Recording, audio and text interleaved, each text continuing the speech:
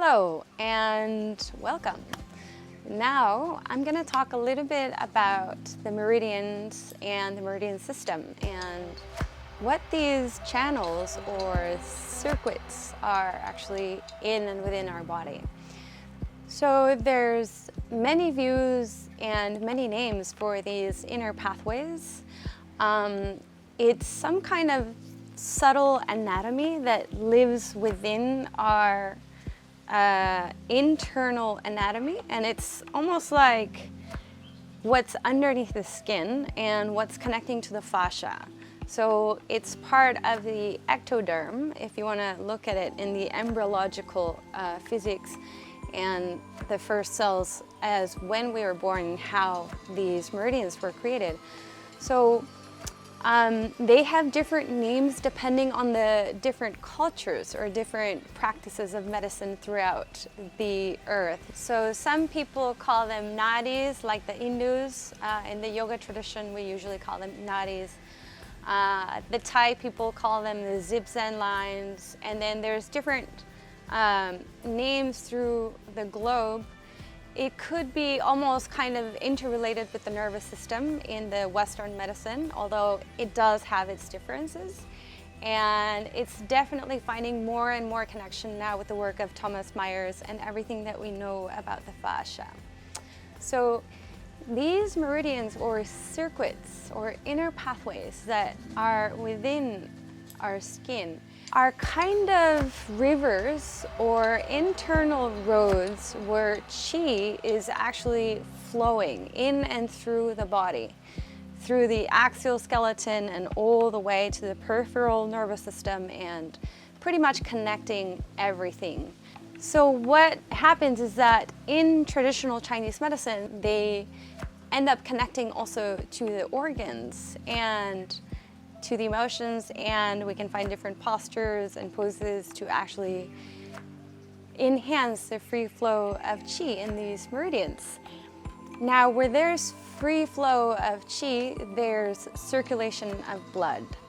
And where there's circulation, there is homeostasis, or this ability of the body to rebalance itself or to heal itself. So the better the flow that we have in these internal channels, the better circulation and the best ability to heal and to maintain our bodies and ourselves in a very harmonious and functional way of living. Another important thing about meridians is that every one of the organs has a schedule. So just like the circadian rhythm of everything in life, organs also have a schedule, which is really important to consider when we're trying to treat or better harmonize any of these organs. So let's say we wake up in the morning, the first thing you want to do is go to the toilet, get everything out, and then you want to go and probably have some breakfast. So you open up the windows of the kitchen and you start connecting electricity in the kitchen. And then once you're done with the kitchen, you probably go and rest a little bit and digest. So you're probably going to go to the living room or maybe go out and run some errands, then come back home, go to lunch. So now it's like there's different parts of the house. Let's see the body as a house, let's say, where every little compartment has a different schedule. And depending on the schedule or the time of the day, there's more energy flowing, let's say in the kitchen, or more energy in the living room. So just like a household or how energy moves inside a house, just like this, you can find that within your body, your organs also have a specific time where they are kind of like the main characters of what's going on at that time. So I'm just going to share a little bit of the schedule so you have an overall idea of how, where, and why to localize each organ within your day and then make the best of your day. So here we go. So basically every 2 hours, there's a major channel or organ that is more active in your body. So we're going to start by the gallbladder, which has a schedule from 11 p.m. to 1 a.m. So the gallbladder that works with the liver on the right side, if it's healthy, you're going to think clearly, you're going to have a good perspective in life, make clear decisions, and by this time you already want to be in deep sleep and try to have an early dinner. If at any point it's out of balance, you can massage the sides of your head, and this can help the gallbladder meridian. Then we have the time of the liver, which is from 1 a.m. to 3 a.m. If it's healthy, you're going to have a good eyesight. It's connected to the eyes. Again, at this time, 1 a.m., you want to be totally asleep. You don't want to stay up late, otherwise the liver chi can be depleted.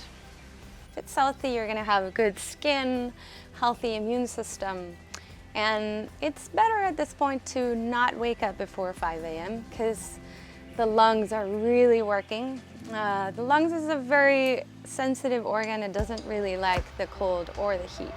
So you want to stay well protected and well covered while you sleep at this time. Next up, we have the large intestine. So large intestine is when we want to wake up. It's from 5 to 7 a.m. And if it's healthy, you're going to have a regular bowel movement, and it's best to go to the toilet from 5 to 7 a.m. And what is even better is for you to observe your poop and diagnose if it's dehydrated or if it's loose or floating or not. And the poop is like a universe. Through your poop, you can find a lot of things of your health, about your health. So observe your poop and find out. Next up, we have the stomach, which works best from 7 a.m. to 9 a.m. And this is where you want to have breakfast. If it's healthy, it's easy to maintain your weight. When there's a lot of fire in the stomach, you might have even like bad breath or acne, most of it like forehead acne or digestive problems. So this is when to treat the stomach, 7 a.m. to 9 a.m.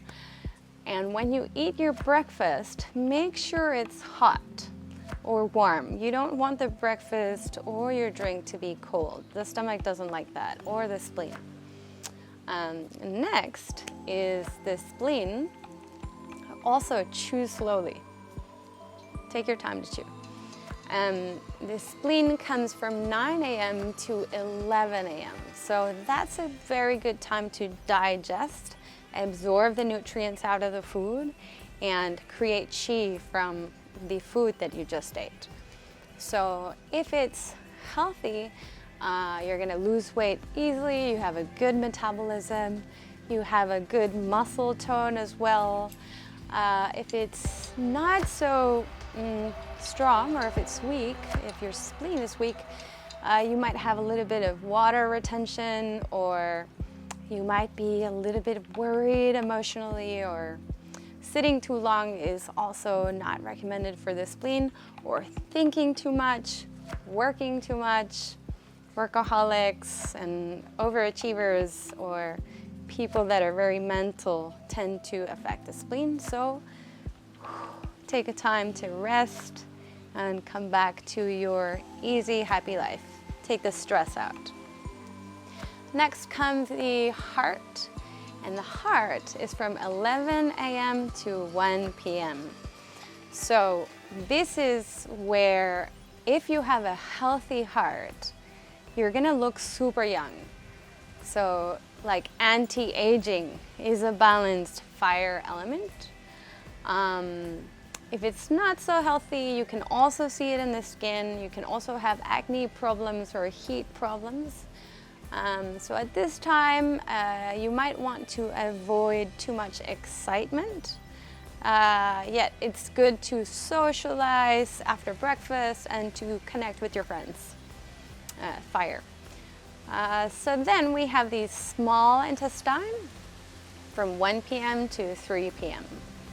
And if it's healthy, again, good skin, almost for everything. You're gonna have less wrinkles in your face. It's important to eat good quality food for the small intestine to really get the best of these nutrients. Avoid any junk food, sugar, or stuff that is processed. Just cut that out of your diet. And drink a lot of water at this time to cleanse and help your body to digest. Next, we have the bladder, which is from 3 p.m. to 5 p.m. If you have a good bladder, good working bladder, you're gonna have a good memory and you're gonna make decisions, again, good decisions.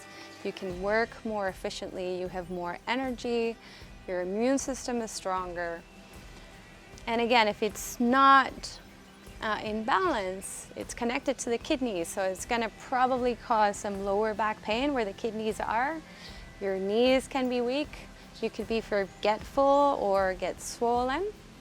So at this time of the day, it's really good to keep yourself hydrated and increase, again, tea or water. And it's a good time to exercise as well. So that's from 3 to 5. A little bit of exercise to increase qi and circulation. So the kidneys come up at 5 p.m. Together with the bladder, it's really good to keep the kidneys hydrated. They're both the water element. When it's in balance, you're intelligent, you feel sexy, you feel self-accepting, you have ambition. Your purpose is in your body and you feel depth and substance to your life. When it's not healthy, you could have a little bit of a, fever at this time or dark circles under your eyes. You become looking like super tired, or wrinkles and aging. So it's good to eat black foods, sesame or black beans or anything that's black or purple. And tea. So cup tea at 5 p.m. is a very good idea. After the kidney comes the pericardium from 7 p.m. to 9 p.m. Now this is a beautiful schedule because the pericardium is actually not an organ, but it's the muscle that is encompassing or hugging, protecting the heart protector, the heart, so the emperor. So what the pericardium is doing, it's actually protecting the heart from the emotions or filtering the heart from the emotions. So it's a good time to digest your day. Okay, from 7 to 9 p.m. you are digesting your day, you're letting go of the strong emotions that you had so that your body actually prepares you to sleep better. Voila, such a beautiful, extraordinary technology that we have. So if it's weak, you can be very emotional or get a little bit anxious. So it's good to stay quiet, digest the emotions, and not overeating. So if you do want to have dinner, you want to have dinner early and not eat so much. So that when you're ready at 9 p.m., from 9 to 11 comes the triple warmer, which is also not an organ, it's the triple heater. So the triple heater basically balances the heat that you have in the three systems, upper system, middle, and it's pretty much like respiratory, circulatory heat, and then digestive, and then excretory and urinary. So balancing the heat overall in your whole system. So this is a triple warmer. And this time from 9 to 11, that's where you want to go to sleep. That's where you don't want to be looking at any screen. You don't want to have any, bright lights. You're really wanting to chill down, prepare to go to bed and have a beautiful night's sleep. Remember, Chinese medicine is all about good sleep, starting like at 9 p.m., drinking lots of water. And if you have these two, you're almost like you're done. You can heal anything. If you sleep early enough and you drink enough water and you create a balanced lifestyle.